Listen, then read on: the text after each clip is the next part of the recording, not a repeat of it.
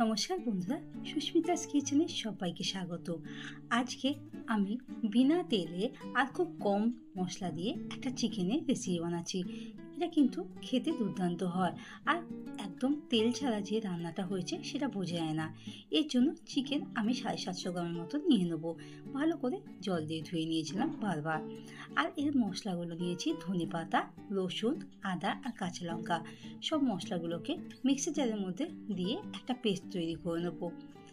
পেস্টটা সামান্য একটু জল অ্যাড করেছি যাতে ভালো করে হয়। এরপর পেস্টটাকে আমি চিকেনের মধ্যে অ্যাড করে দেবো। আর ওই মিক্সির জারে বাটির মধ্যেই দুটো মিডিয়াম সাইজের পেঁয়াজ কুচি অ্যাড করে দেবো।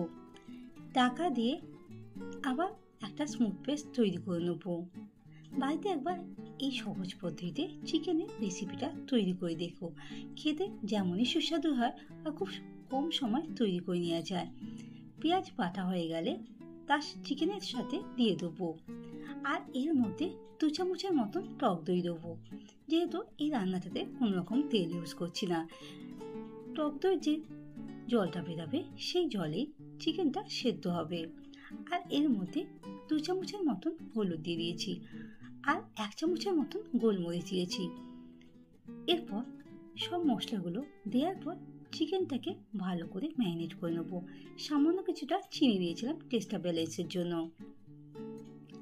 আর এর মধ্যে স্বাদ মতন নুনটা অ্যাড করে দেবো। নুনটা দেওয়ার পর সব মশলাগুলোর সাথে চিকেনটাকে ম্যারিনেট করে দেবো। ম্যারিনেট করা চিকেনটা 1 ঘন্টার জন্য রেস্টে রেখে দেবো। আর এর মধ্যে অল্প কিছুটা গন্ধরাজ লেবু চিস্ট ঘষে দেবো যাতে ফ্লেভারটা ভালো আসে। দেওয়ার পর আবার চামচ দিয়ে বা হাতের সাহায্যে মশলাগুলোর সাথে ভালো করে নাড়াচাড়া করে নেবো। এরপর ঢাকা দিয়ে 1 ঘন্টার জন্য রেস্টে রেখে দেবো চিকেনটা।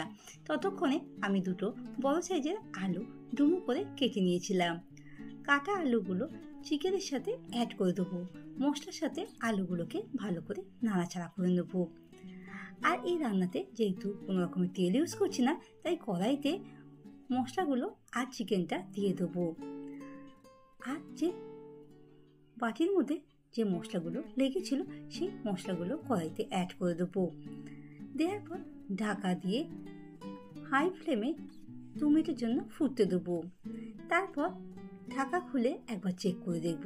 যখন চিকেন থেকে জল ছেড়ে আসবে তখন এর মধ্যে 3-4টে কাঁচা লঙ্কা চেরা দিয়ে দেবো। দেওয়ার পর আবার ঢাকা দিয়ে চিকেনটা মিডিয়াম ফ্লেমে হতে দেবো। হাই ফ্লেমে করলে নিচ থেকে লেগে যাওয়ার সম্ভাবনা থাকে। আর তার মধ্যে 4-5টা গন্ধরাজ লেবু স্লাইস করে কেটে দিয়েছিলাম, ফ্লেভারটা এতে ভালো আসে। ঢাকা দিয়ে চিকেনটা আর আলুগুলো সেদ্ধ দেবো। আশা করব রেসিপিটা ভালো লেগেছে। ভালো লাগলে বাড়িতেই সহজ পদ্ধতিতে চিকেনের রেসিপিটা তৈরি করে দেখো। আর খেতে কেমন হয়েছে কমেন্ট বক্সে জানাতে ভুলো না।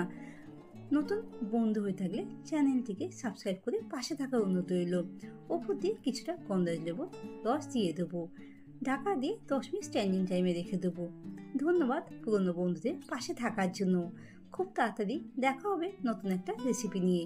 সার্ভ করুন গরম গরম ভাত বা রুটির সাথে, খেতে কিন্তু দুর্দান্ত লাগে।